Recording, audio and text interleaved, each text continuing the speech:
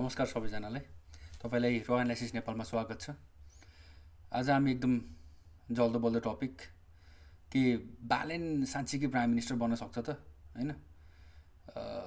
यदि सक्छन् भने के रिजन छ त त्यसमा अलिकति कोट्याउने कोसिस गरेछु मैले। अब त्यसमा चाहिँ मैले मेन क्याटेगोराइज अरू केही गरेको छैन। टप 10 रिजन हैन लास्ट 5 इयर्समा भएको के रिजनले पोजिटिभ नै भएको छ लगभग उसको लागि 5 इयर्स लास्ट 5 इयर्स हेऱ्यो भने हैन। त्यही भएर 10वटा पोइन्ट बनाएको छु स्ट्रेट टु द पोइन्ट। अब केही कुरा अब नघुमाइकन सुरु गरौँ।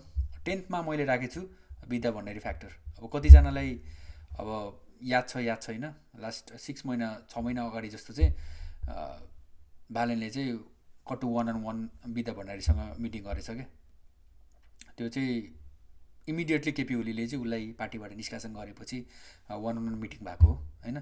अब कति त्यति बेला अब कतिलाई थाहा पनि थिएन। अब यदि उसले त्यति अब केपी ओलीसँग झापा 5मा लड्न जाँदैछ भनेपछि उसको प्लानिङ त एटलिस्ट 5-6 महिना अगाडि 1 वर्ष अगाडिको त होला हैन। मेन्टली प्रिपेयर भएको अथवा प्लानिङ गरेर आएको प्रि प्लानिङ थियो होला। अब त्यो रिजनले गर्दा पनि एउटा विद्या फ्याक्टरले चाहिँ एकदमै इम्पोर्टेन्ट भूमिका खेल्छ जस्तो लाग्छ मलाई। किन भन्दा मदन भण्डारीको जुन चाहिँ पुरानो घर छ त्यसबाट त्यहाँ थोरै 1-1.5 घन्टाको माथि गयो भने मदन भण्डारीको पुरानो घर आउँछ क्या हैन। त्यो भएर उसको त्यो एरियामा पकड पनि एउटा इन्फ्लुएन्स पनि सफ्ट इन्फ्लुएन्स सफ्ट पावर पनि एकदमै बबाल छ। त्यो चाहिँ अलिकति नेगेटिभ जान सक्छ। किन भन्दा केपी ओलीले विद्या भण्डारीलाई पार्टीबाट निष्कासन गरेछ हैन। सदस्यता पनि लिन दिएन। त्यसको चाहिँ इन्टरनल्ली एउटा पार्टीमा चाहिँ पोलिटिक्स जहिले पनि हुन्छ। अब त्यो पनि एउटा स्ट्रङ फ्याक्टर हुनसक्छ। यो चाहिँ मैले त्यही भएर 10th मा राखेको छु मैले। और 9th को कुरा गर्दा चाहिँ अहिले नेपालमा मेम कल्चर र मेम पेजेसहरू एकदम यस्तो बबाल इन्फ्लुएन्स छ नि अहिले हैन। त्यो चाहिँ अहिले बालेनको कन्टेक्स्टमा एकदम पोजिटिभली जान सक्छ। किन भन्दा meme troll Nepal memes Nepal हैन यिनीहरू चाहिँ अहिले एकदमै जल्दो बल्दो अनि कस्तो भन्दा पोजिटिभली पोर्ट्रे गरिदिन सक्छ क्या बालेनलाई।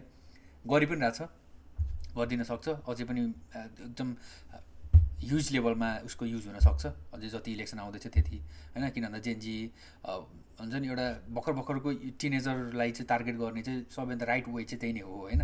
त्यही भएर उसले युज पनि गरेछ। अपार्ट फ्रम द्याट अब मिम्स नेपाल मात्रै नभएर रुटिन अफ नेपाल बन्द हैन। अनि यो एमआरआर मोटे ग्याङ दारी ग्याङ यिनीहरू चाहिँ सफ्ट इन्फ्लुएन्स बालेनलाई नै छ हैन। अनि त्यसले चाहिँ यो चाहिँ नेगेटिभ होइन क्या। फेरि एकदम अर्ग्यानिकली रिच भइरहेछ ग्राउन्ड लेभलसम्म हुन्छ नि। घरको एकजना कोही आइदर मोटे छ भने मोटे ग्याङमा छ, एमआरआर छ भर्खर केटा छ भने एमआरआर ग्रुपमा छ हैन। त्यसले गर्दा चाहिँ फ्यामिलीले कन्भिन्स गराउन सजिलो भइरहेछ। फ्यामिलीसँग ग्राउन्ड लेभलसम्मै रिच भइरहेछ क्या। त्यसले गर्दा एउटा हुन्छ नि नजानिदो पाराले एउटा सफ्ट इन्फ्लुएन्स भइरहेछ बालेनको। त्यही भएर यसलाई चाहिँ मैले 9th मा राखेको छु। 8th मा चाहिँ कुलमान फ्याक्टर। कुलमान घिसिङ चाहिँ जति बेला आयो त्यति बेला मैले भने हो हैन। यो चाहिँ राष्ट्रपाको लागि कति पनि गुड थिङ होइन, राम्रो कुनै पनि कन्टेक्स्टमा राम्रो होइन क्या त्यो। वाइ पहिलेदेखि नै प्रचण्डसँग भिजिरहेको मान्छे खेलिरहेको मान्छे प्रचण्ड र जनार्दनले ल्याएको मान्छे हो ऊ पनि हैन। ठिक छ ब्युरोक्रेसीमा उसको राम्रो पकड छ। अहिलेसम्म टेस्टेड भएको छैन हैन। 19 सिट दिनलाई हुन्छ अझै स्टार्टिङ त अझै 30 सिटबाट गरायो भन्छन् हैन। के चिजको भ्यालिडेसनले गर्दा चाहिँ 30 सिटबाट स्टार्ट गरे हैन डज नट हुन्छ नि मेक सेन्स हैन। त्यही भएर मैले चाहिँ त्यो चाहिँ कुलमान घिसिङ एसेट्स राष्ट्रपाको लागि फाइदा भन्दा बेफाइदा हुन्थ्यो। यदि जितेको भए पनि उसले पछि गएर पार्टी टुक्राउँथ्यो। त्यो गरिरहेको हो इन्टरनेसनल लेभलमा इन्डियामा नि भइरहेको हुन्छ त्यो चिज।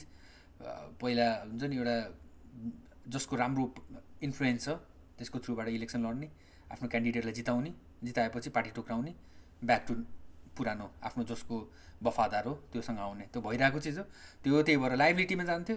अहिले सकियो हैन। के भन्छन् त्यसलाई त्यो बढाउनु पर्ने कसेर अब हावाले उडाइदियो भने जस्तो भयो। ठिकै छ त्यो राइट नै हो बालेनको लागि। किन भन्दा अल्टिमेटली राष्ट्रपालाई ह्याम्पर हुनु भनेको बालेनलाई नै ह्याम्पर हुनु थियो। प्राइम मिनिस्टर हुन्छ कि हुँदैन भन्ने कन्टेक्स्ट टपिक हो अहिले। त्यही भएर त्यो पनि एकदम पोजिटिभली नै हुन्छ नि आउटकम आयो उसको हैन। अनि अझै एउटा फ्याक्टर भनेको अहिलेको तपाईँले हेर्नुभयो भने मिडियाको न्यारेसन अब पहिलेदेखि नै उसको ब्यालेनको मिडिया प्रेजेन्स एकदम बबाल थियो। किनभने सानो सानो मिडिया जुन चाहिँ लोकल मिडिया अनलाइन मिडियाहरू थियो उसमा त अब भ्युजको लागि पनि उसलाई क्याप्चर गरेर काठमाडौँमा यस्तो भयो, काठमाडौँमा उस्तो भयो भनेर होइन। अब त्यसलाई फन्डिङ गराएको छ अथवा केही चिज गराएको छ, त्यसको कन्टेक्स्ट अहिले यो भिडियोमा गर्ने होइन हामीले होइन। अहिले चाहिँ हामी जस्ट यसमा मात्रै फोकस गरिरहेछौँ कि ब्यालेनको प्रोस्पेक्ट र के फ्याक्टरले उसलाई पोजिटिभली इम्प्याक्ट गरिरहेछ to become a prime minister होइन। त्यही मिडियाको कुरा गर्दा लोकल मिडिया अनलाइन मिडिया पहिलेदेखि नै पोजिटिभली थियो। अब चाहिँ एडिसनल के भइरहेछ, कान्तिपुर उनीहरूलाई पनि राम्रो गुड बुकमा छ अहिले Balen. I'm not talking about Ravi, किनभने रविलाई अहिले पनि हेऱ्यो भने अस्तिको तपाईँले जनकपुरको तपाईँले त्यो भाषण याद छ भने दुईजनाले भाषण गरेछ, ठिक छ। बालेन तराई हुन्छ नि ओरिजिनको हो, त्यही भएर उसलाई राम्रो सपोर्ट आएको थियो। तर कान्तिपुरले न्युज लेख्दा कसरी लेखेको थियो, बालेनलाई उहाँले यस्तो भन्नुभयो तर रविले यस्तो भने। त्यहाँबाट नि थाहा हुन्छ कि एउटा वर्डिङ उसको उनीहरूको पर्सपेक्टिभ उनीहरूको इमेज दुईजनाप्रति कस्तो छ भनेर थाहा हुन्छ होइन। त्यो एउटा मिडियाको पनि एउटा फ्याक्टर एउटा पोजिटिभली नै छ बालेनदेखि होइन। अनि अहिले मैले रिसेन्टली नोटिस गरेको चिज कर्पोरेट पावरहरू के जुन चाहिँ एउटा कर्पोरेट हाउसेसहरू हुँदैन तिनीहरू पनि अहिले बिस्तारै बालेनसँग टिल्ट भइरहेछ क्या। किन भन्दा सपोज विनोद चौधरी होइन अब ग्लोबल आइएमईको अब चन्द्र ढकालको छोरा होइन, उसलाई समानुपातिकमा हालेको थिएँ रासोपाले होइन। अब विनोद चौधरीको नि अस्ति मैले पोडकास्ट हेरेको एकदम ऊ नै छ, हेल्दी नोटमै छ बालेनसँग। गगनसँग त अब आइसक्यो होइन पार्टीमै। त्यसले एउटा के देखाउँछ भन्दा चाहिँ एउटा कर्पोरेट सिफ्ट कता भइरहेछले के देखाउँछ भन्दा त्यसले चाहिँ राजनीतिक हावा कुन साइडमा बगिरहेछ भनेर देखाउँछ क्या। किन भन्दा तिनीहरूलाई बिजनेसलाई केही मतलब छैन को पावरमा आउँछ को के गर्छ अन्टिल एन्ड अनलेस तिनीहरूलाई चाहिँ इम्प्याक्ट हुन्छ भने। अब जो चाहिँ गभर्नेन्समा आउँछ जसले गभर्न गर्छ कन्ट्री, उसले चाहिँ डिरेक्टली इम्प्याक्ट गर्छ बिजनेस हाउसेसहरूलाई त, ट्याक्सेसनदेखि लिएर सबै चिजमा होइन, सब्सिडिजहरूदेखि लिएर धेरै कुरामा इम्प्याक्ट गर्छ। त्यही भएर उनीहरू चाहिँ जहिले पनि विनिङ पार्टीमा बिट गर्छन्। त्यो नेपाल कन्टेक्स्टमा मात्रै होइन, ओभरअली वर्ल्डकै कन्टेक्स्टमा उनीहरूले विनिङ पार्टीमा बिट गर्छन् होइन। अनि अहिलेको कन्टेक्स्टमा पनि एकदम धेरै नै पोजिटिभ देखिरहेको छु मैले यो सबै बिजनेस हाउसेसहरू होइन। त्यही भएर that's a good thing, healthy thing होइन। अनि यो चाहिँ भयो 5वटा। अब नेक्स्ट 5वटाको लागि किनभने एकदम लामो भिडियो जान्छ, त्यही भएर नेक्स्ट टप 5 चाहिँ हामीले नेक्स्ट भिडियो पार्ट 2मा गर्छौँ। अहिलेसम्म हेरिदिनु भएको छ भने thank you so much for watching the video होइन। Keep watching, please do subscribe, comment गरिदिनुहोस्, राम्रो लाग्यो भने सेयर गरिदिनु होइन। तर मेन चाहिँ सब्सक्राइब गरिदिनु। Thank you so much for watching until now, have a good day.